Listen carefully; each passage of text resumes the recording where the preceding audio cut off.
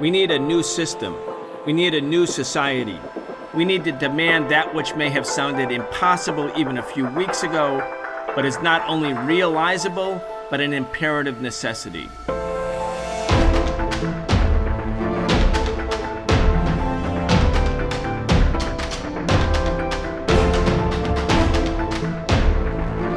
Ten years ago, on February 22nd, 2014, the United States backed a neo-Nazi armed militia takeover of the government of Ukraine. 2 years ago, on February 24th, 2022, the Russian government invaded Ukraine in what Russia calls a special military operation. Today, we're going to talk about Ukraine, Russia, the proxy war waged by the United States that did not start 2 years ago, but in fact started 10 years ago. Welcome to this week's episode of the Socialist Program. I'm your host, Brian Becker. Today, we're talking once again with Vijay Prashad. Vijay is the executive director of the Tricontinental Institute for Social Research. He's the chief editor of LeftWord Books. He's a prolific author, most recently publishing a new book with Noam Chomsky called The Withdrawal, Iraq, Libya, Afghanistan, and the Fragility of U.S. Power. Vijay Prashad, welcome back. Thanks a lot, Brian. It's great to be with you. Thank you. As I said, Vijay, this is a second anniversary of the Russian special military operation, as the Kremlin calls it. It's the 10th anniversary of a coup staged by Nazis, and I'm not using that as a rhetorical flourish. These were armed Nazi militias that toppled a democratically elected government in Ukraine, a corrupt government, certainly, but a democratically elected one. That was in 2014. At the same time, Vijay, as we're sort of noting these anniversaries, there's another war going on, the war against the people of Gaza. The United States has, for the third time in a row, vetoed a resolution that insisted that Israel stop the mass killing spree against Palestinians in Gaza. There's interconnectedness between Palestine, Gaza, and Ukraine. We're going to talk about that. There's a lot to cover. Before we do, though, I want to start with a clip. It's President Biden speaking at the United Nations. We're going to hear that clip. And then I want to play another clip by Tony Blinken, where he talks about the Middle East and Ukraine. And I want to then get your reactions. Let's start with President Biden. Note, by the way, how he looks even a year and a half ago, quite different from today. I reject the use of violence and war to conquer nations or expand borders through bloodshed, to stand against global politics of fear and coercion, to defend the sovereign rights of smaller nations as equal to those of larger ones. Okay, Vijay, they're all about defending the sovereignty of smaller nations, but I want to get your reaction. But first, let's hear Antony Blinken talking about Ukraine and the Middle East, and then we'll get started. Let's listen. Defending Ukraine's sovereignty and territorial integrity is about much more than standing up for one nation's right to choose its own path, fundamental as that right is. It's also about protecting an international order where no nation can redraw the borders of another by force. The Trump administration, as you know, also recognized Israeli sovereignty over the Golan Heights, which Israel captured from Syria back in 1967.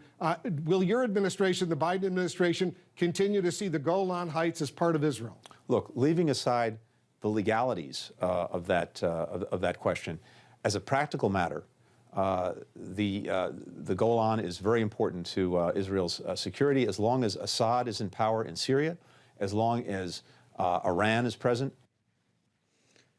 Well, Vijay, I don't know. Go ahead. Well, the first thing I want to say is that it is actually quite stunning that you've chosen these clips to open with. The first concept I want to introduce for people is the concept of the International Division of Humanity.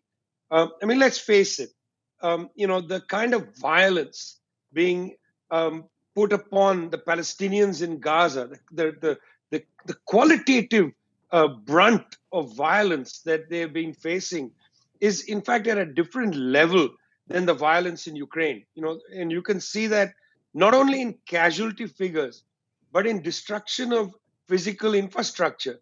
I spent some time over the last week looking at Google Earth images from both Gaza and from the sections, the front lines in Ukraine, and it's night and day. In this period, for instance, as an example, the Russians haven't bombed to level cities to rubble.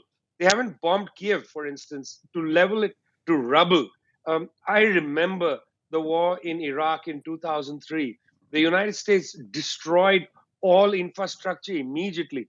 Power plants, airports were rendered unusable, water treatment plants, all of them bombed. The key infrastructure destroyed.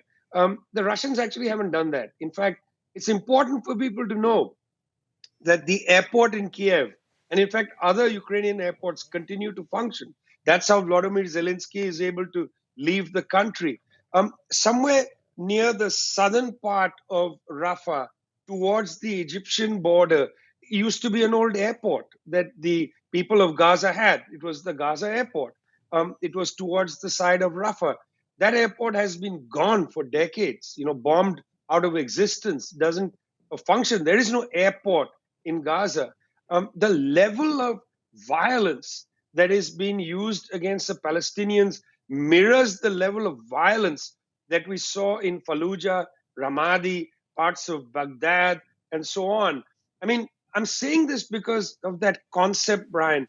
There's an international division of humanity. The outrage of Joe Biden speaking at the UN saying, the sovereignty of our country, small nations, and so on. For God's sake, Joe Biden, those lines are going to be played back to you. And it is ridiculous that that more of the media aren't reflecting on the tenor of those statements. There's an international division of humanity. Those principles apply to certain countries where the humanity of the people is established. The death of one Ukrainian, outrageous. The life of one Ukrainian refugee must be saved. The death of 100,000 Palestinians, 10,000 Palestinians, whatever the number ends up at, not as relevant. The question of Palestinian displacement, not as important. Here, it is very clear that both these gentlemen, Mr. Biden and his Secretary of State, Antony Blinken, effectively live with an international division of humanity consciousness. But there's something interesting in the second clip that you picked, a demonstration, an exacting demonstration by Mr. Blinken of how very quickly principle can be set aside, even in his rhetoric, and practicalities, pragmatisms, the conjunctural moment overwhelms everything. We're talking about an established issue, which is that the Golan Heights are a part of Syria. They were occupied by Israel. They are a contested territory. It is established Syrian territory held by the Israelis. Mr. Blinken doesn't actually deny that. He acknowledges that. But then the great principle of the question of sovereignty and so on, he says, we don't even need to overinterpret it. Just pick up what he's saying. There's a difference between interpreting and elaborating. He says, he acknowledges to Wolf Blitzer, he acknowledges, listen, yes, okay, we acknowledge that this Golan Heights territory is Syrian territory, but for practical reasons, for reasons of geopolitics, for reasons of Israel's military outlook, it is inconceivable that the Golan Heights can be handed back to Syria. And he puts, of course, a point of consideration, which is as long as Assad is in power in Damascus. Now, that's interesting that Mr. Blinken has said that. Is that established U.S. policy? Imagine tomorrow Mr. Assad decides, look, I've had enough. I'm going to retire, go back to my ophthalmologist, eye doctor history. I don't want to do this anymore. Imagine how stressful his job is. Okay, he decides, and somebody else becomes the president. Is it then valuable to go back to Mr. Blinken, to the U.S. government, and say, well, I thought you said to Wolf Blitzer, established U.S. policy. As long as Mr. Assad is there, Syria doesn't have a right to its own territory which is occupied by Israel. Is that really what you meant? Well, no, of course, because by then they will change the goalposts and say, no, it cannot. So it's very clear on the one side, there's an international division of humanity. How they talk about Ukraine is much different than how they talk about the Palestinians or the Iraqis or the Yemenis or whoever. And I want to make a point about Yemen, Brian, before I come back to you, which is on this point of the international division of humanity and then the provisional nature of principles. We have a principle of self-determination or of integrity of a country, except when you don't. Look at the case of Yemen. The United States has a diplomatic problem with Yemen. The diplomatic problem is the Yemenis said, we are not going to permit ships to go past our territorial waters if these ships are carrying weapons to Israel. That's what they said, and we'll attack them. Now, it's interesting that the United States, on principle, should have said, as they often say rhetorically, that we are interested in dialogue and diplomacy. Mr. Antony Blinken, who has traveled numerous times to Tel Aviv to talk to people in Tel Aviv, numerous times to the Emirati, the Gulf Arab states, and so on, never flew into Sana'a to discuss with the Yemen government what should be a compromise around Red Sea shipping. There's an international division of humanity. You don't need to talk to the Yemenis like they are people. You fire missiles on them like they are animals. There was no diplomacy from the United States. Why didn't even a low-level diplomat fly into Sana'a to ask the Yemenis, can we have a compromise to this? No. Immediately, you got to have military force. That is actually emblematic, Brian, of the international division of humanity. Some people you can have a diplomatic conversation with, regardless of your principles being uneven or of you withdrawing principles, but you still have a diplomatic discussion. And others, you just fire missiles. And I think people need to pay attention to that. The firing of a missile on Yemen was not a normal act of interstate relations. It is an abnormal act which the United States reserves for those whom it considers savages, whether it's the Sudanese, when Bill Clinton fired at the Al-Shifa pharmaceutical factory, or it's the Yemenis in the current situation. That's the international division of humanity. Very happy, Vijay, that you framed it that way. And in the case of Al-Shifa pharmaceutical that was bombed in Sudan, that was the largest producer of anti-malarial medicine for all of Africa, or certainly sub-Saharan Africa, one of the biggest killers in Africa. But the U.S. bombed it. They wiped it out in so-called self-defense because a U.S. embassy in Kenya was bombed by a terrorist entity. But they wiped out the pharmaceutical factory that produced anti-malarial drugs. Anyway, it is the international division of humanity. I'm so glad you framed it that way. And just for our audience that may be younger, newer, maybe watching the show for the first time, the Golan Heights was part of Syria, and the Israelis seized it in June 1967 in an act of war, in an act of aggressive war. They seized the West Bank. That's how the West Bank became, quote, occupied. They seized Gaza. They seized a big part of Egypt. There are many, many, many UN resolutions condemning this occupation. And today you have, based on the international division of humanity, also you might call it the division between imperialism and the colonized people of the world or semi-colonized people of the world, that same division that just keeps going and going regardless of the formal end of colonialism. You have the United States government demanding that the Israeli military be allowed to continue bombing and destroying Gaza. And they're destroying, as you said, Vijay, they're destroying everything. Whenever the Israelis conquer a certain part of Gaza, they blow the whole thing up. They blow up the universities. They set demolition. That's not self-defense. They're wiping out Gaza. And based on this international division of humanity, that's cool with the United States government. And, some people in the pro-Palestine movement, and we're all out in the streets, say, well, we want to abandon Biden. Well, that's good. I want to abandon Biden too. I didn't abandon Biden. But you can't abandon him for Trump, because Trump will be the same. This is really not about this party or that party. There is the division between imperialism on the one side and the colonized and semi-colonized people of the world, or as you have written about over and over again, between what we use in sort of generic terms, the global north and the global south. If you abstract Gaza or Ukraine from this existing reality of contemporary politics, you don't actually understand it. You just are looking for who American imperialism in the media says is the villain you should hate next.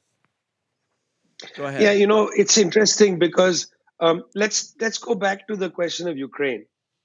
This is an interesting conflict, and it's ground down. I mean, that's the immense tragedy of it. This language that's used about Russia, the aggressor, Putin, the dictator, and so on. It's very influential rhetoric. I mean, recently, a opposition figure died in prison. Now, it's very interesting that even progressives have to concede that this particular gentleman was an ethno-nationalist in an early part of his career. In fact, deeply Islamophobic, very much a xenophobe, and so on. And it may be true what some people are saying, that after his arrest, he had begun to reflect on his behavior earlier. But the political legacy that he leaves behind is a right-wing, fascistic kind of politics. Very interesting how in the Western media and from Western institutions, foreign ministries and so on, they're treating him as a liberal Democrat who has been savaged by Mr. Putin. It's a very disturbing thing to me. Like, the man was a fascist, and whether he was personally a fascist or not is not the point. The point is he led a bloc that had a very large number of fascist and xenophobic, Islamophobic people in it. And, later in his life, as people say, well, he changed his mind, but he didn't distance himself from his base, which was a fascistic, right-wing, xenophobic base. But I'm not interested in that. I don't want to debate Mr. Navalny's politics and so on. I'm interested, Brian, in how they are portraying him. They portray this man as a great hero who was killed in prison or died in prison, or exaggerated statements about the great Democrat. And this is a mirror of how the conflict in Ukraine has been talked about. In Ukraine, as you said, in 2014, there were actual Nazis conducting a coup d'etat.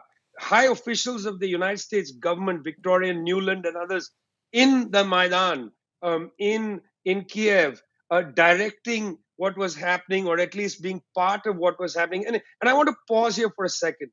There's nobody who doubts that Victoria Nuland, high official of the US government, was in the Maidan, was right there talking to people on the cell phone that was leaked later, talking about who should become the next prime minister. And why I'm raising this is in Syria, during the early part of the protests against Mr. Assad, there were US government officials and British government officials going to these rallies, in two cases addressing the rallies.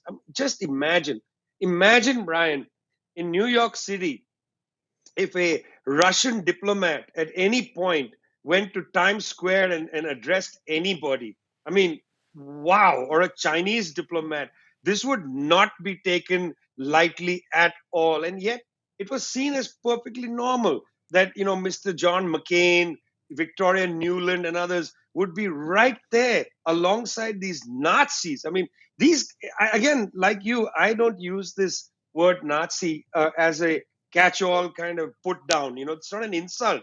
This is actually a political description. This is the tradition that these people come out of. It's the program that they accept, and right beside them are US politicians in 2014. This is exactly the same kind of crowd that they are now trying to turn into Democrats in Russia. Now, again, by calling them what they are, which is Nazis, that doesn't exculpate the people they were opposed to. The government in Ukraine, as you say, in 2014 had its own problems. Mr. Putin has his own problems. But that doesn't mean that if you have problems with Mr. Putin, you're going to whitewash the history and political trajectory of Mr. Navalny and others, the Stefan Bandera supporters in Ukraine. I mean, these people are actually Nazis. But it's so interesting that the West at this time is making an alliance with the Nazis in Ukraine and in Russia against the forces in that territory. It is so interesting. And I think I don't want to make a judgment about this, but I would very much like people in the United States and Britain and so on to reflect on this. That, you need to recognize that Viktor Navalny was not a democratic liberal, even a right-wing liberal. The guy has a base that was suffused with some of the most disturbing characters in Russian political life. Reflect on that. Don't read the New York Times obituary and assume that it's the exact obituary of the person. I mean, Mr. Navalny may not recognize himself in that obituary. I find that very disturbing, how the history, the exact contemporary history of our times is being written by these mediocre periodicals. And I must say, when it comes to the destruction in Gaza, you got to give it to the New York Times that they published Professor Balagopal's essay. He is a professor at MIT, Brian, but he's also the UN Special Rapporteur on adequate housing. And he wrote a very strong piece on Gaza, where he called what is happening in Gaza domicide. He said 80% of the housing north of Wadi Gaza has been destroyed. And in all of Gaza, 60%. And then he makes a point which is really quite important. He says the bombing by the Israelis in Gaza is worse than the Allied bombardment of Dresden. Worse than the Allied bombardment of Dresden. And why this is important is that every young person in the United States in high school is at some point either given to read or encouraged to read the very important book by Kurt Vonnegut called Slaughterhouse-Five, perhaps one of the most influential anti-war books in the United States. And if you haven't read it, friends, if you still got it sitting in your parents' apartment from your high school years and you didn't bother to crack it, call mom, call dad, go back home, get that book out, read Slaughterhouse-Five, and remember that Balagopal says that the Israeli bombing in Gaza now is worse than what Kurt Vonnegut so honestly and provocatively described in his terrific Slaughterhouse-Five. They are rewriting contemporary history. And somehow they're getting away with it. We can't let them get away with it. No, very good point. And Vonnegut was a prisoner of war there in Dresden. And so he comes up after the firebombing, which was basically just an experiment, and the whole city is gone and completely incinerated. While the Navalny and his crew had at least a part of their past was openly fascist, and whether he moved on or not, the articles, Vijay, in the New York Times, I was just looking through them. The first four articles in the New York Times were about Navalny, Navalny's wife, the future of Navalny's opposition in Russia, and Gaza was the ninth story. The death of this one man, whatever the circumstances, and we don't know the circumstances. We're not pretending to know the circumstances.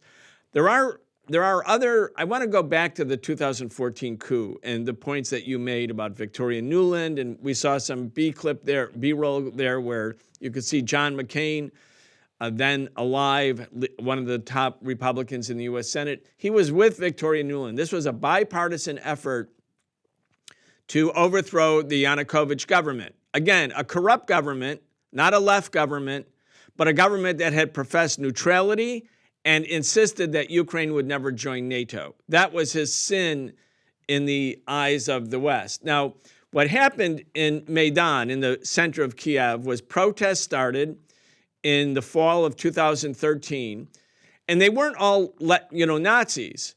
Probably 90% of the people had other grievances. They weren't part of the Azov battalion or the right sector or other right-wing forces. But the Nazis played a disproportionate role and a decisive role, and they actually, at the end, led this armed insurrection.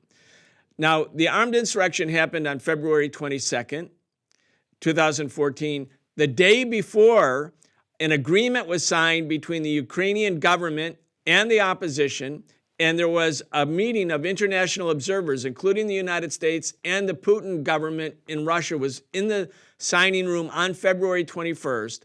The Ukrainian government, under pressure decided to withdraw police from Kiev, and they also agreed to early elections and decentralized power in Ukraine, meaning that they were giving into the opposition demand. So on February 21st, they signed an agreement. There was a memorandum and the next day, the Ukrainian government pulls the police out of downtown Kiev, and the Nazis, who are armed to the teeth and represent maybe 10% of the protesters in Maidan, they storm the parliament, they disperse the parliament, the president runs for his life, he flees. Now, we have a video clip of the Nazis. These are Nazis, they're not pretending to be something else. They are Nazis. They say we are Nazis. We are proud to be Nazis. I want to play this little clip for you, Vijay, because they talk about their role in Maidan. And anyway, let's play it, and then I'll get your comments. Ми націоналістичні ідеї. Націоналісти якби були там ключовим фактором однозначно і на фронті. Зараз дуже багато є спекуляцій. Ну, нацика вже ж було небагато, там, ну, ЛГБТшники, там, посольства кажуть, ну, скільки там було там нациків? Ну, нациків там було там 10% там, ну, запаяних, ідейних. Ну, це ж питання в тому, це може так казати лише Йов, який не був на війні, не знає, наскільки оцих от 10%, хоча там навіть може дуже менше було, я думаю, націоналістів було хай там навіть 8%, ну, наскільки це в пропорції ефективності впливу, наскільки це складало просто галопуючи безкінечну підвищення ефективності. Не було б цих 8%, бо ефективність упала б на 90%. I don't know if you could read all the subtitles, Vijay, but they say, we were only 10%, but we were the decisive 10%. Well, let me take you on a little journey before 2014 to Tahrir Square in 2011, just to amplify the point made by that gentleman. Millions of people in Egypt were upset with the government of Hosni Mubarak. I mean, there had been a spate of privatizations. There was now a plan to effectively make the Mediterranean coastline, Alexandria, and so on into a playground for the rich, to create a kind of tourist paradise for northern Egypt. People are upset. I knew many of the people who went into not only Tahrir Square, but into various kind of protests in Egypt at the time. There's a range of forces involved. The most active people confronting the police were not some of these forces, but were the young orphaned kids of the street who lived in the great cemeteries. You know, they were the ones throwing rocks at the cops, and they knew how to fight the police. They spent their whole short lives fighting the police. But there was only one organized force in the Tahrir Square. Yes, the trade unions from Mahalla in the textile area did come into the square, but they came, they gave their solidarity, they left. When the forces of the government attacked wearing civilian clothing, you know, they came in very violently, there was only one force that defended that square.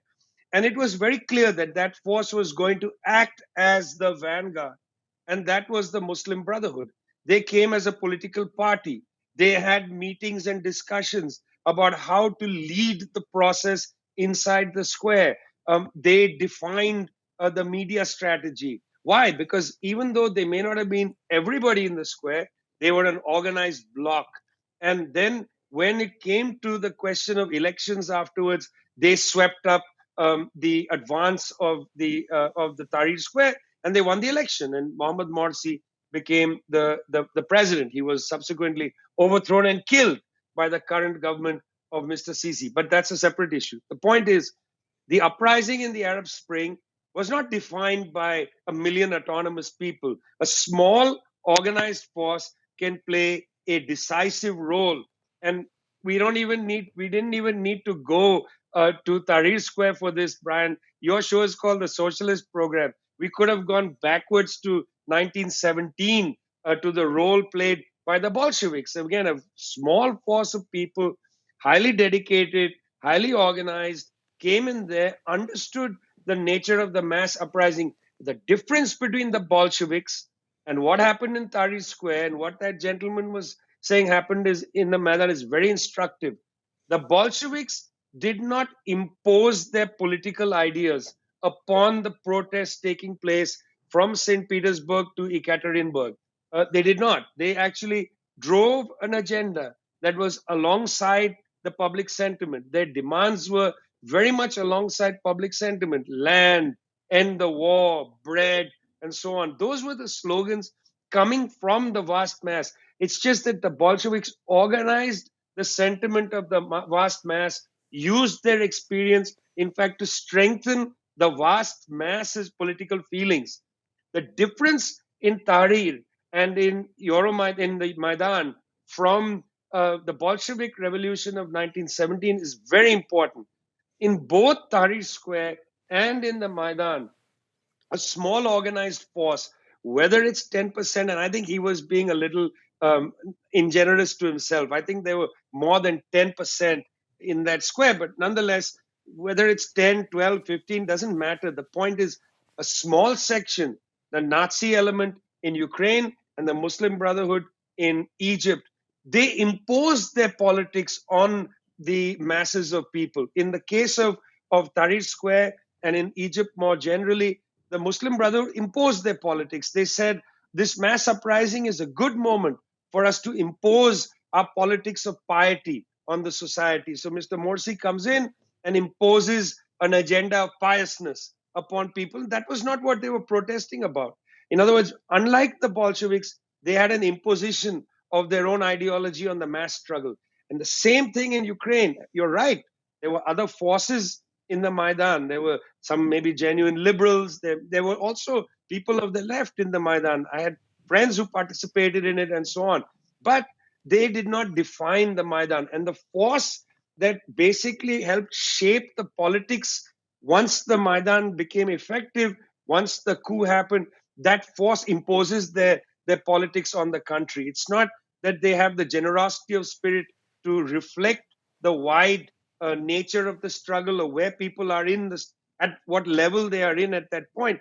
They put their politics on top of the country. And that was the Banderaism. I mean, that is why you started seeing more and more laws banning Russian speech and so on. That is the imposition of this fascistic, anti-democratic spirited Nazi element that was very much anti-Russian, that imposed their politics on everybody. So he's right. It's, of course, nobody ever says there's 100% Nazis. That's ridiculous.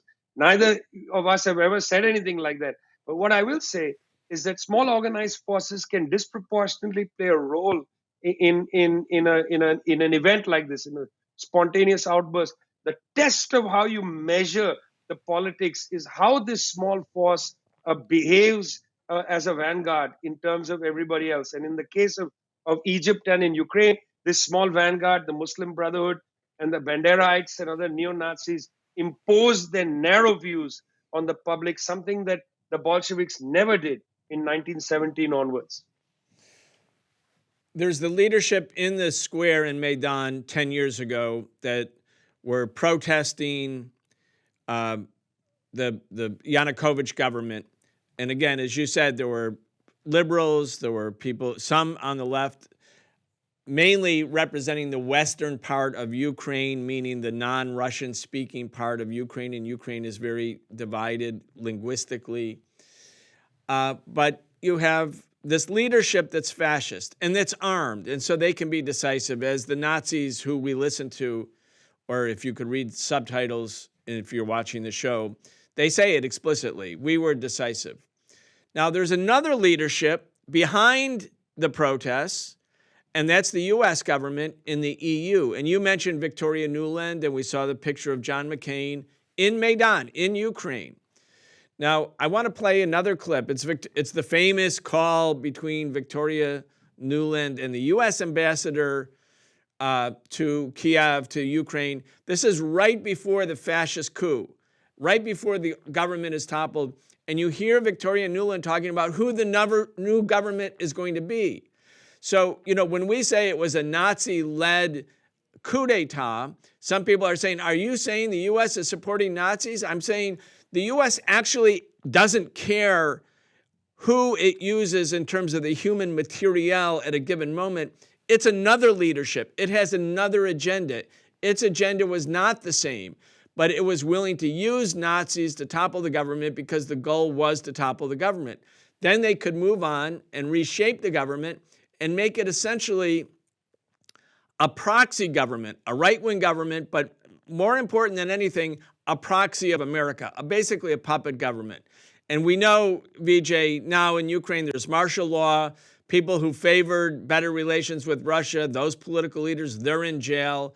Zelensky canceled the elections. No elections can happen as long as martial law exists. That's part of Ukraine's constitution. So it's a police state. Anyway, here's the leaders behind the leaders behind the Nazis. This is that famous call with Victoria Nuland right before the coup, talking to the U.S. ambassador, and she is from the State Department. She was Hillary Clinton's press spokesperson when Clinton became Secretary of State. She's still a major player in American politics. Let's listen. I don't think Cleach should go into the government. I don't think it's necessary. I don't think it's a good idea. I think Yats is the guy who's got the economic experience, the governing experience. He's the guy, what he needs is Cleach and Tony Book on the outside. He needs to be talking to them 4 times a week, I just think Cleach going in, he's going to be at that level working for Yatsenyuk. It's just not going to work. So that would be great, I think, to help glue this thing and have the UN help glue it. And, fuck the EU. Go ahead, Vijay. I mean, I'm sorry. What is one to say? Okay. Once this call was released, the U.S. government started to try to shift the debate about who hacked her phone and who released it. Nobody denied that this is an authentic call. Okay. Till now, nobody has suggested there was, AI used to generate the call. This is how they talk. And the line about the European Union is rattling because it just demonstrates the European Union and, in fact, Europe, the subordinate or the contempt with which the U.S. government looks at Europe. And by the way, these are the democratic-minded people, Democratic Party people, who are supposed to have a less harsh attitude towards Europe than the Republicans. I mean, Trump was openly contemptuous of the European governments, right? Openly said, you guys don't spend enough. In fact, recently, we're not going to defend you if you don't spend enough on your own defense. Openly contemptuous. But look, this is somebody who worked for Mrs. Clinton and as, if not more contemptuous, completely dismissive. How she talks about that the UN must be used. I mean, I remember talking to friends who work in the United Nations Secretariat, the cringe. The whole building shuddered when they listened to that tape because it's true. I have a story told to me by Boutros Ghali, who was a one-term Secretary General at the United Nations. Boutros Ghali said that, after the United States said that he would not have a second term, he was quite upset. He was a distinguished Egyptian diplomat. He had a very tough brief, Brian. I know people are down on Boutros Ghali, but he became the Secretary General when the Soviet Union collapsed. He had to deal with an immense, push by the U.S. to go and destroy Iraq in 91 and so on. He had a very difficult brief. I actually feel for him. He was an old Nasserite in a difficult position. But what he said was after the U.S. government had told him that he was not going to be the Secretary General again, they dismissed him. Madeleine Albright, then the U.S. ambassador to the UN, came to lunch in his house in Boutros Ghali's beautiful apartment in New York and said to him there, can you help me? What should I do next with my career? And I remember hearing this story thinking, my God, both the contempt that the United States high officials have for others and then the blindness about their contempt, the fact that having dismissed Boutros Ghali like a servant, you then go and ask him, can you give me some career advice? Absolute tone-deaf blindness, The way Vicky Nuland says, well, the UN can be brought in to stitch this up. I mean, the cringe in the UN building, because people in the UN don't want to think of themselves as effectively clean up men and clean up women for the United States imperial policy anywhere in the world, let alone in Ukraine. But I must say, this has become a problem for the UN. This is how they were used in Afghanistan in the period of the U.S. occupation of Afghanistan. They were used as cleanup people. They were brought in to sort of take care of this or that aspect. U.S. error, they come in, to clean up afterwards. But the really key part in that leaked message is what comes before the contempt for the EU, European Union, and this sort of cringeworthy statement about the UN. And that's the key part, the part that comes before, where, Victoria Nuland is actually, and you're quite right, the neo-Nazis or the Nazi element were the foot soldiers. And then while the Nazis are out there throwing fire bombs and saluting their old Hitlerite salute and so on, here she is on a cell phone deciding the next government of Ukraine.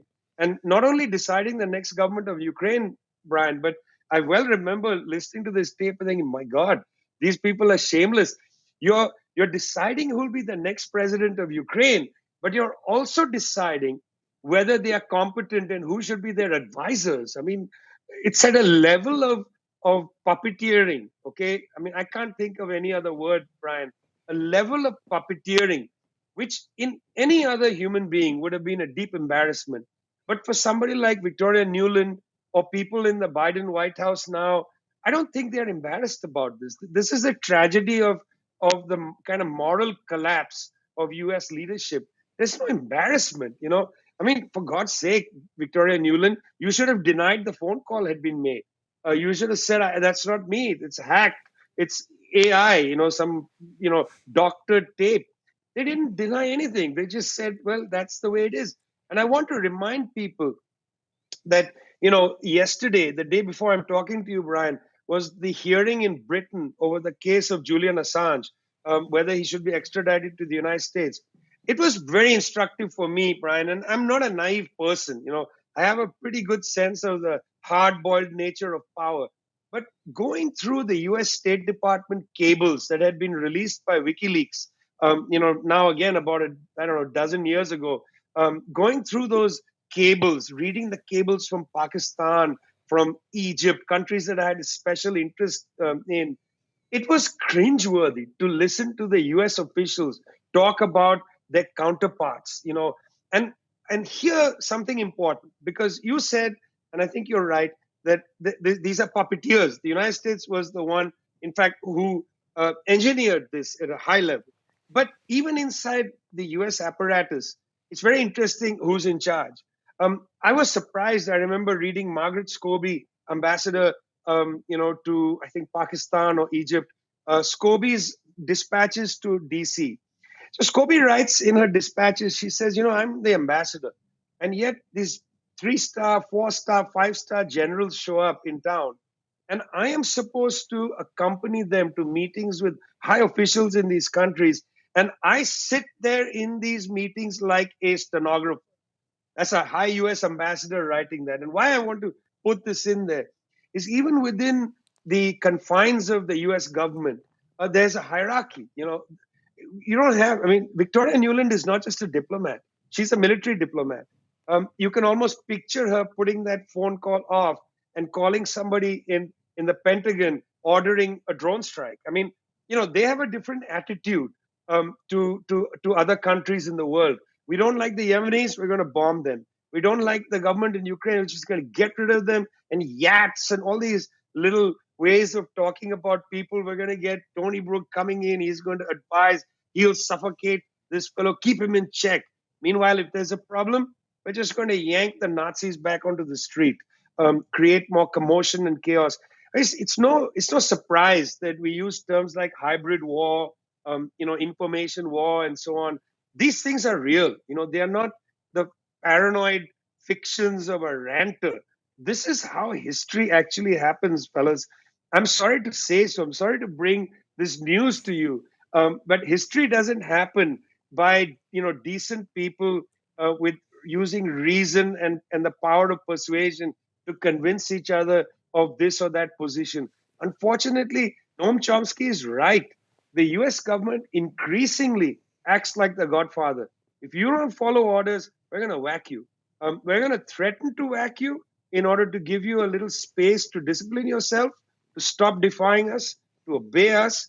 But if you continue your defiance, if you continue your disobedience, we're going to whack you because we are the Godfather. The first time Chomsky used that expression, I was like a little skeptical of it. I thought, well, it's a little too cute.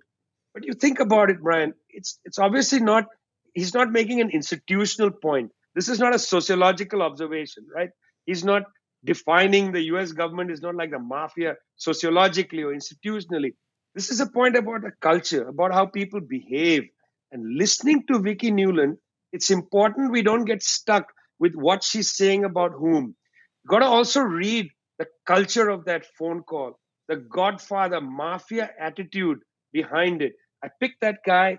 That guy's going to be obedient to me. And if he's disobedient, let's call the Nazis and let's whack him. And that guy, Yats is the guy, she said. That's Yatsenyuk. And he did become the prime minister shortly thereafter. So they knew exactly what they were doing, a Western, U.S.-trained economist. I want to play a couple more video clips because, now we have 10 years to look back on for the coup, 2 years to look back on from the war. We've learned a lot. So we have the leaders behind the leaders. There's the Nazi leaders in Ukraine. Behind them is Victoria Nuland, the big leaders, the imperialists. And as you're saying, she's a military diplomat. In other words, it's really the military state. Some people call it the deep state, whatever. It's the state. It's the state of U.S. imperialism and its inner workings and how it sees the world and functions. And we get this brief glimpse into how they really are thinking and talking. Then there's another group of leaders who are the capitalists, like Larry Fink, for instance, billionaire, pundit, BlackRock. He's talking about what things were like right after the Russians decided enough is enough. We're not going to allow Ukraine to be brought into NATO. Russia had amassed hundreds of thousands of troops.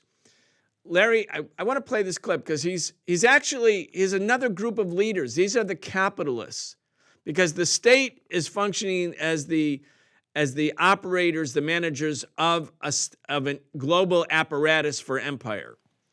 But the capitalists actually know about that apparatus, but they mainly care about profit.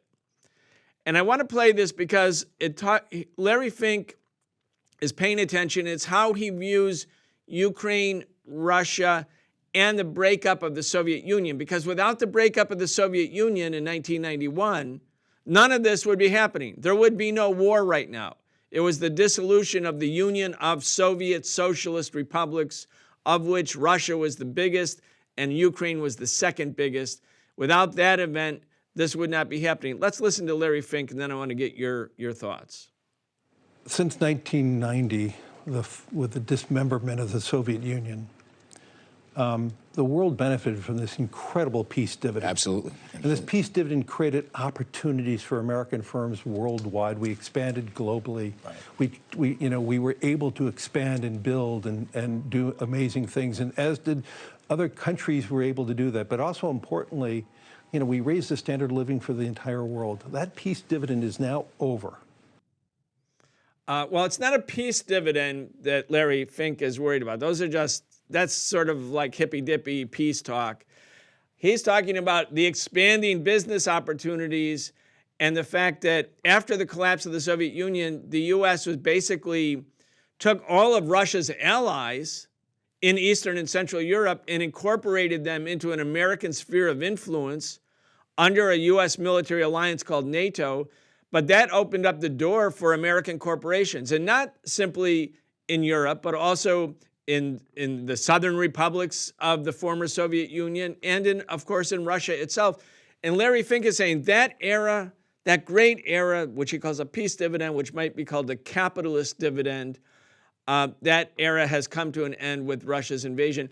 And I agree in one way, not with Larry Fink, but his assessment that Russia's invasion actually does demarcate the end of one era and the beginning of another era. We don't know. The new era has been given different names. We can talk about that. We don't really know what its outcome is because we're still living in the beginning stages of it. But I want to talk to you about that, and then we'll actually have a couple more clips. Well, the first thing is I would challenge Larry Fink's chronology, because I think it all began to change at the beginning of the Third Great Depression, which starts in 2007, the financial crisis and so on. Putin goes to Munich and says, not one single master. And what you see is you see a different kind of Putin in Russia, different coalition of forces. They start cracking down on some of the oligarchs. They, even jail some of them. These oligarchs, by the way, then become the opposition, the political opposition. In fact, they were upset because their capitalist dividend was being taken away from them. You begin to see also Russia pivot towards the Chinese economy, start to move towards attracting Chinese investment rather than U.S. investment. Central Asian countries, the former, as you said, southern republics of the USSR, a move towards the Belt and Road Initiative from 2012-13, once it's established formally in 2013.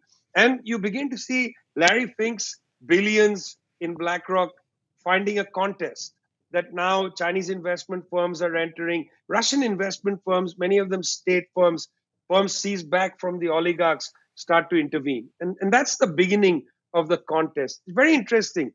When the war broke out in 2022, Mr. Fink, Larry Fink himself, started a direct and open relationship with Vladimir Zelensky.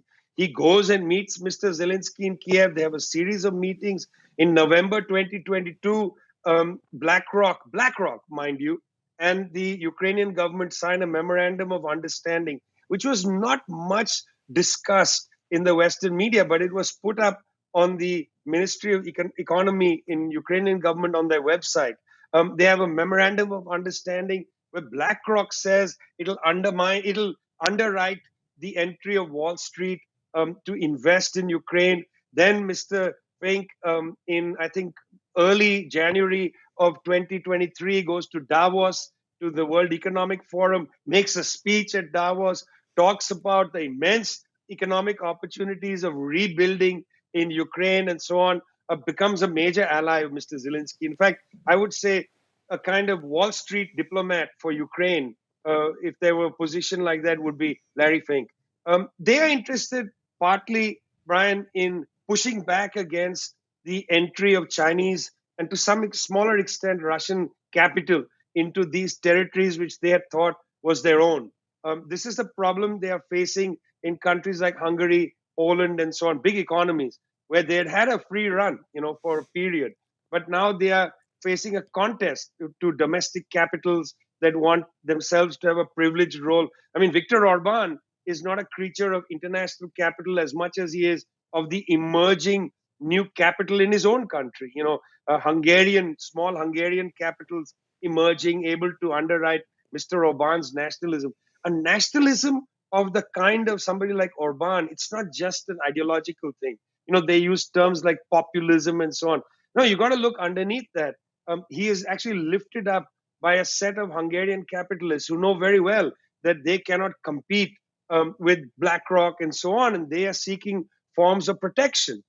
This is strange. This is not import substitution, industrialization of the 1950s, the sort of thing written about by Raoul Prebisch, the first Secretary General of the UN Conference on Trade and Development. This is a different kind of right-wing protectionism, but non-protectionism.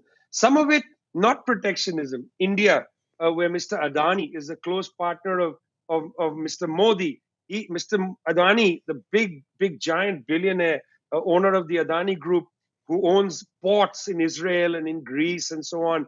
Mr. Adani is using India's power to gain mercantilist advantage over other business people outside India's borders. So, this is part of what Mr. Fink is contesting. Firms like BlackRock want to find new markets. And my God, this war provided him with a great opportunity to appear not like a predatory capitalist, but as a great diplomat and a great Democrat. And he comes out there and says, we will help rebuild Ukraine. But come on, Larry. I mean, we've been through this dance before. I mean, Larry, you are not interested in rebuilding Ukraine. You are interested in BlackRock, perhaps using Ukraine a little bit like the Bush administration wanted to use Iraq. Remember, Iraq was to be the laboratory for a kind of neoliberal state in the Arab world. For NATO and the Gulf Arab countries, Libya was to be a laboratory. They said, we want to make Kuwait on the Mediterranean. And now for Mr. Fink, Ukraine, a laboratory for a neoliberal Eastern Europe, clawed back from Chinese capital and Russian capital. But it's not going to work. It didn't work in Iraq. It didn't work in Libya. And I very much doubt that Mr. Fink, even if he makes investments, is making long-term investments to develop Ukraine. These are going to be predatory investments because guess what, guys? BlackRock, that is a predatory firm. That is not a firm that makes long-term productive investments that improve people's lives. When we think about war, Vijay, we think a lot of times about the geostrategic positioning, competition, maneuvering, jockeying. But it's so helpful that you're framing this properly, that behind the war, this war and these wars are class interests. And in the case of Larry Fink and the other capitalists, they are seeing geostrategic politics sort of with one thing in mind, which is how to strengthen their own market position, their own share, to take somebody else's market. And these contemporary wars are, as Lenin pointed out, the wars at least waged by the Western capitalist powers and Japan, wars about division and redivision of markets. And clearly, I think you're absolutely right. And this is what's missing in a lot of political analysis is the class viewpoint. We are the socialist program. We're working out of a Marxist framework. So for us, we see, as Marx saw, that beneath the language, the speeches, the ideologies and philosophies of different political players, there are class interests. There are real class interests, the interests of the capitalists in the case of Larry Fink. Here's an article from yesterday talking about class interests, Vijay, because Biden is having trouble selling the new bill through Congress, through the House of Representatives, to give another $60 billion to Ukraine. The article, the headline is very revealing. It says, Biden wants people to know most of the money he's seeking for Ukraine will be spent in the United States. And then you read the first paragraph, and it turns out that 40 of the $60 billion, 40 will never leave the United States. It's all for U.S. weapons manufacturers. And then they talk about this factory in New Jersey and this factory in Ohio and this factory. This is a jobs program, an inefficient jobs program, because producing missiles and the weapons of mass destruction are capital intensive. They're not labor intensive. They don't need that many workers. But they make a lot of money because it's guaranteed profits. And if we think also about these wars and take away the element, the class interests of the American capitalists who benefit from war, who see even the war in Gaza, what are they really thinking? They're thinking like, Israel's using up all of its bombs and missiles. That means they're going to buy more of them. And where are they going to come from? They're going to come from us. The American taxpayers are going to subsidize them through, quote, aid to Israel. But that, too, will be money that much of it will never leave the United States. Again, these are rich men's war. That's not rhetoric. That's not rhetoric. That's actually reflective of the class nature of this imperial system. Well, what you described in that article, that's actually, there's a technical term for that. There's a scholarly literature on it. It's called tied aid. Like you tie something up, tied aid. Tied aid is merely when a donor country says, I am going to magnanimously give you aid, but in fact, I'm tying my giving of the aid to you being obliged to buy goods and services from my country. The OECD, the Organization of Economic Cooperation and Development, this is a body based in Europe of the advanced industrial countries, the OECD countries. The OECD has published a series of reports, Brian. One of them, an important report I read a few years ago called Untying Aid, where the OECD countries, the United States, a member of this body, says that it's unhealthy for development aid of any kind to be tied because of the costs involved. So, for instance, there was a book some years ago, you probably read it, Brian, Confessions of an Economic Hitman, where he described in a chapter the building of a power plant in Indonesia by Bechtel Corporation. And because of tied aid, the power plant had to be built using materials produced in the United States, which meant that this power plant in Indonesia was like 100 times more expensive than it would have been had there not been a tide aid provision. If Bechtel had been able, even Bechtel had been able to source steel from India or even Indonesia, other chemicals from Southeast Asia and so on, the cost of building the power plant much lower. And by the way, who bore the bill for building that power plant? There was tide aid, but the large part of the investment came from the Indonesian government. So they get stuck paying off loans for something that was more expensive than it could have been because of tide aid. And in this case, it's obscene because, again, you're saying, well, we're going to support the war effort in Ukraine. Come on, let's be clear. When Vladimir Zelensky came to Washington, D.C., the most well-attended meeting he had was with all the leaders of the arms companies, because they are very grateful for this. They know that most U.S. military aid, not all of it, but most U.S. military aid is tide aid. The United States says to Israel, we're going to give you so much $1 billion of weaponry. What it means is we're going to ship you billions of dollars of weaponry from our arms companies. It's actually a buried subsidy to the U.S. arms industry. This is, in fact, an illegal trade device that you pretend it's aid, but you're actually subsidizing your arms industry. But Ukraine is appalling, Brian, and I'm very worried about this. In fact, I know it's a terrible situation now, but the Biden administration is trying to push through a bill that allows tactical missiles to go to Ukraine. Now, these tactical missiles are exactly what Mr. Putin has been saying. I don't want to see those so close to the Russian border.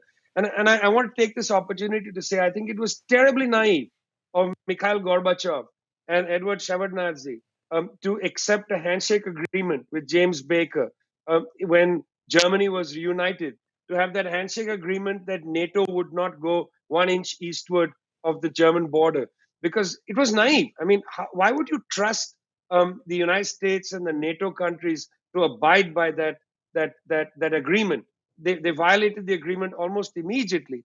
And not only did NATO move eastward, and I'm very upset that people say this is a Putin talking point. For God's sake, use some rationality. No country would accept having tactical missiles of any kind, nuclear or conventional, right on their border within firing distance of their capital. And no country would accept that. No country would accept that if you also have high officials of the country that's placed the missile at your border making statements such as, we want to weaken that country, we want to overthrow that government. You're making verbal threats, and then you're placing tactical missiles at the border. My God, the combination is insane. It would make any government upset. This is not a Putin talking point. It's a very unfortunate way of stopping a discussion and debate. No country would accept language like that combined with tactical missiles sitting at the border. And that's exactly what the Biden administration is trying to ram through the US Congress. Some Republicans are holding it up, I think to some extent on partisan grounds and so on. But I very much hope it doesn't pass, because not only is this a boondoggle for the arms industry in the US, a lot of money going to them, but this is a further provocation at a time when sane people should be talking about the need for a peace deal in Ukraine. I know that the front line is changing. I know that the Russians have made some advances, but Russia is, in fact, I don't believe, interested in making enormous advances. They don't want to take Kiev. It's very clear that they don't want to occupy all of Ukraine. They have said that they want to hold the parts that are now within Russia, and they want to have an agreement to denazify Kiev. That's where they are in terms of their negotiating points. So these small gains made at the border shouldn't change anybody's mind that the necessity of a ceasefire and a political process in Ukraine is absolutely imperative at this point. And sending tactical missiles into Ukraine, not only near Ukraine, but into Ukraine, would be such a dangerous provocation. And Mr. Biden is playing with fire if he does that. Playing with the fate of the world. I don't mean to say it in some exaggerated way, but I feel that. I feel that Mr. Biden is threatening the fate of humanity by trying to push these nuclear or these tactical missiles into Ukraine. If we look at that map, Vijay, the pink, orange area, those are the areas that the Russians have controlled. They're the areas close to Russia. So you have Crimea, and then you have the Donbass. You have basically a land bridge connecting essentially the Russian-speaking parts of eastern Ukraine, the parts that were targeted by the government in Kiev after the 2014 coup, after that new government said Russia is no longer like an official second language. And just for people who in America who don't really get it, I mean, Ukraine, Kiev, the capital of Ukraine, was the capital of Russia from 849 to 1240. In other words, 261 years, about the same time that the United States has existed as a country. Kiev was the capital of Russia. Ukraine only becomes a Ukrainian state in 1922, and then it's with Russia as one of the socialist republics in the USSR.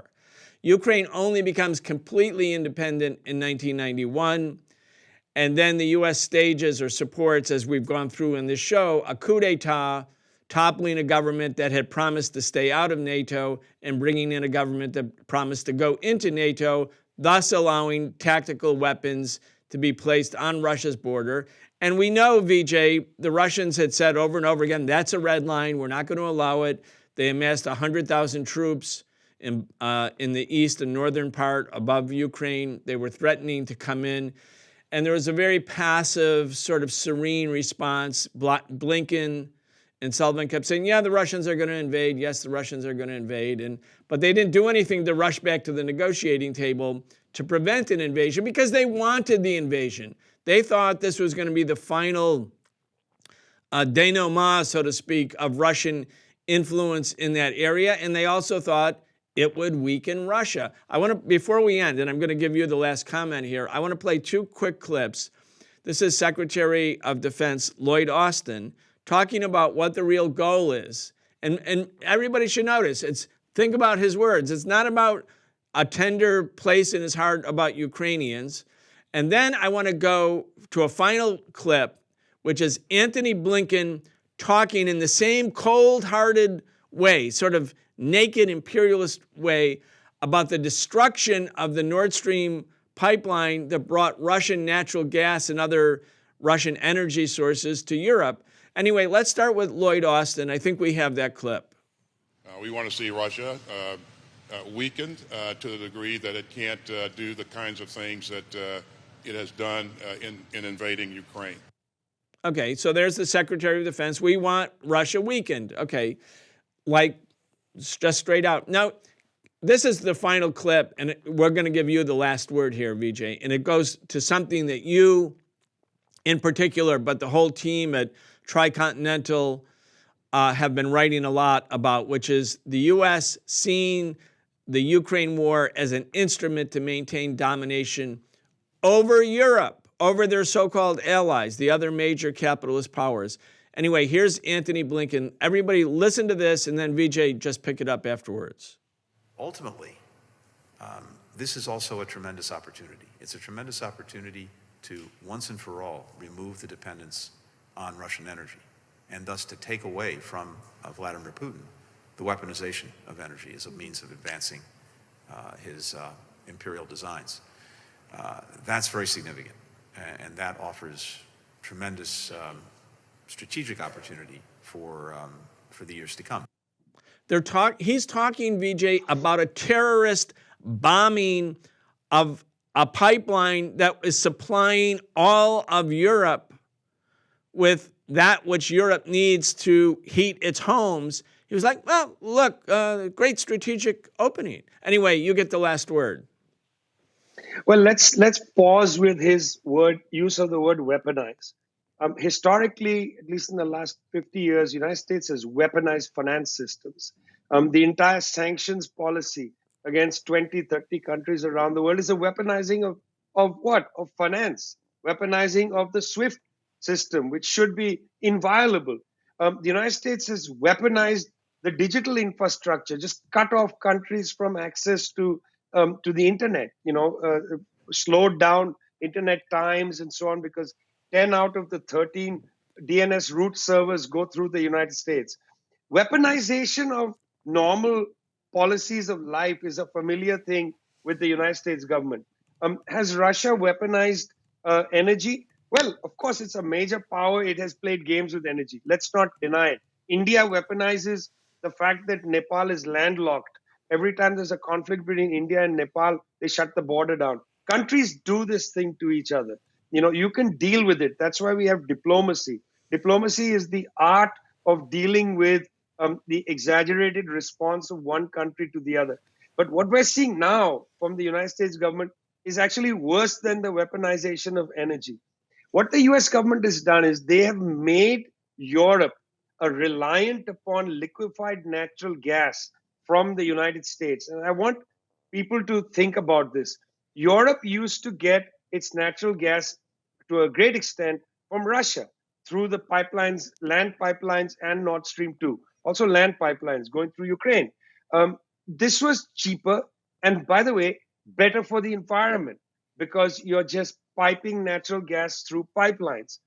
When you liquefy natural gas, you have to convert a gas into a solid, carry it across the Atlantic on a ship, get it off the ship in Hamburg and Rotterdam and so on, put it back into the gaseous state, all of this requiring an immense amount of energy, and then pipe it into people's homes. It's more expensive and it's worse for the planet. And here you have Mr. Blinken, a government which supposedly is worried about the environmental catastrophe, basically subordinating Europe to the energy provision from the United States, where there is no pipeline across the Atlantic Ocean. And I don't think at the present moment we have the capacity to build a pipeline like that. And it would be incredibly dangerous to build an under-ocean pipeline of that length to send natural gas. You don't have that. And it would be so expensive. It is actually practical for Europe to rely on Russian natural gas. That's a practicality. You can negotiate the details. These are grown countries. But no, the interest in breaking the link with Russia, weakening Russia, Lloyd Austin, and Trump earlier going to NATO headquarters and saying to Jens Stoltenberg's face, the head of NATO, saying that, look, we can't do two things. We can't defend you and have you pour billions of dollars into the Russian arsenal for energy. We can either defend you or you can be reliant on Russian energy. That's what Trump said to Jens Stoltenberg. It's always puzzled me when people say he's pro-Russia. Don't get it from his actual diplomatic dealings with Russia. But the point is here very clear. These are cynical men with a cynical agenda. When Mr. Austin says weaken Russia, he said that in 2022 when he went to Kiev. It's a dangerous comment to make. Russia is, whatever you think of the government, a powerful nuclear weapon state. You don't play these games with powerful countries. You find every way to negotiate with them. You don't fear the subordination of Europe to Russia and China and think the antidote to that subordination is accelerate a conflict with Ukraine and bring us close to planetary annihilation. And that's precisely what Biden has done, precisely what Austin and Blinken have done. They have played essentially high-stakes poker with the world, the fate of the world. And that's where we are. And I very much hope that after the second anniversary of the Russian entry into Ukraine, the invasion, joint military operation, whatever they call it, looks like an invasion to me. After 2 years of this, I very much hope that sane people will call for a ceasefire, a political negotiation, a discussion that will leave everybody with something of dignity as they live close to each other. Frankly, Ukraine cannot be moved to live in the Midwest somewhere. It has to live next to Russia. The Ukrainian people are going to have some agreement and understanding with the people of Russia. It's better they start that discussion now than let this degenerate further, that they become permanent adversaries with their neighbors. And Vijay, undoubtedly, the people in Ukraine want to end the war. Zelensky and his team and the American arms manufacturers and Biden And most of the Republicans want to keep it going. I saw articles recently where the U.S. government says their main concern is that Ukrainians are becoming casualty averse, meaning they don't want their sons to die in this disgusting, terrible, meat-grinding kind of war. Obviously, Ukraine won't win. Obviously, there needs to be a negotiated end to the war. We've been saying from the beginning a negotiated solution was at hand prior to the conflict, prior to Russia's invasion of Ukraine. The U.S. scuttled it. People have to be objective. Vijay, I want to thank you so much. I want to also encourage people to go to your website. I asked you about it last time. Now I remember the name, and maybe we can put it up on the screen. It's thetricontinental.org, thetricontinental.org. Vijay Prashad, thank you so much. Thanks a lot, Brian. Anytime.